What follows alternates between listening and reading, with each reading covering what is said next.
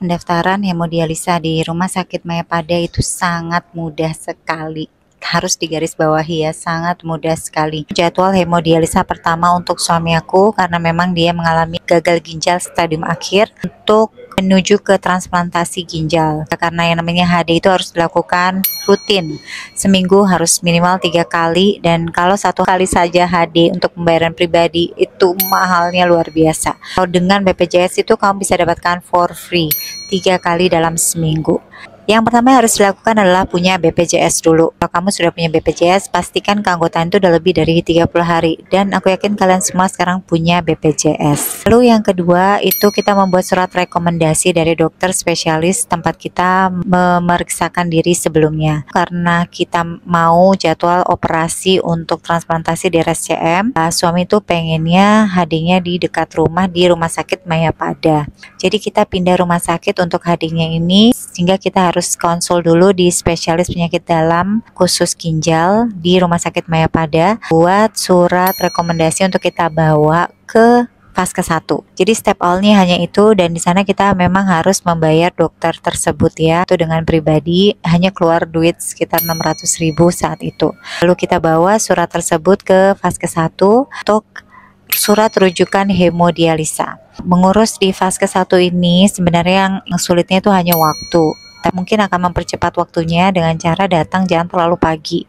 Jadi datang itu mendekati jadwal pendaftaran sudah mau tutup. Jadi kamu nggak perlu mengantri begitu panjang, karena kan sebenarnya kan kamu nggak perlu periksa dokter karena sakit ya, hanya untuk meminta surat rujukan. Setelah kamu mendapatkan surat rujukan dari fase 1, kamu tinggal bawa itu ke pendaftaran Mayapada. Dan di step ini ada kesalahan yang dilakukan di fase 1, yaitu tidak langsung merujuk ke hemodialisa. Sehingga tadinya aku diminta ulang untuk datang ke fase 1, tapi pihak Mayapada bilang coba hubungi BPJS melalui nomor BPJS layanan yang ada di Mayapada melalui WhatsApp. Dia membetulkan hanya dalam waktu 1 kali 24 jam tanpa aku harus pergi ke fase 1, dan itu sangat membantu sekali buat kita karena di fase 1 itu waktu aja sih sebenarnya taruhannya. Nah, setelah itu kita datang registrasi di hari berikutnya di Mayapada untuk membuat janji dengan dokter ginjal yang ada di sana untuk schedule penjadwalan hemodialisa. Semudah itu tanpa pembayaran apapun. Pendaftaran sampai ketemu dokter dan lab check pun semuanya gratis. Karena biasanya dari jalur pribadi itu kita bisa habis jutaan hanya untuk dokter dan cek lab. Screening pertama sebelum melakukan hemodialisa termasuk HBsAg, anti-HCV, anti-HIV rapid, dan ada yang harus kita bayarkan di luar yang di cover BPJS di sekitar Rp585.000. Itu saja yang kita keluarkan sebelum masuk ke hemodialisa.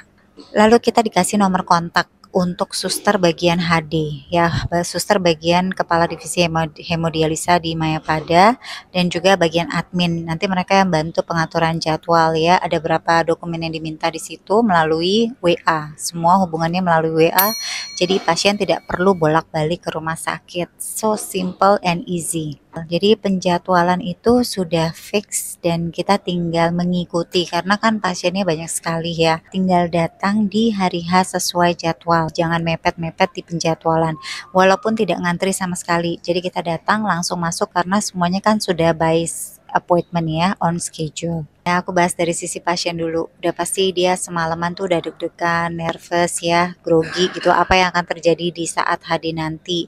Walaupun kita udah beberapa kali research, lihat gitu ya. Tapi tetap ya, orang itu kan ceritanya beda-beda. Karena pain resistance-nya beda, penyakitnya beda, kondisi pada saat itu pun beda, mentalitasnya beda.